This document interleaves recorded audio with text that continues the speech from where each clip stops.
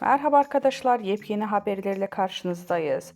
Hande Erçel reklam yüzü oldu. İtalya markasının İstanbul'da düzenlenen etkinliğinde İngilizce konuşması ünlü oyuncunun sosyal medyada aksanı nedeniyle eleştirilere maruz kaldı.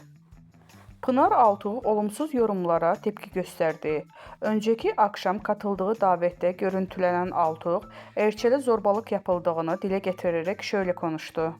Ne zamandan beri birinin aksanını eleştirik hale getirdik? Hangi hakla?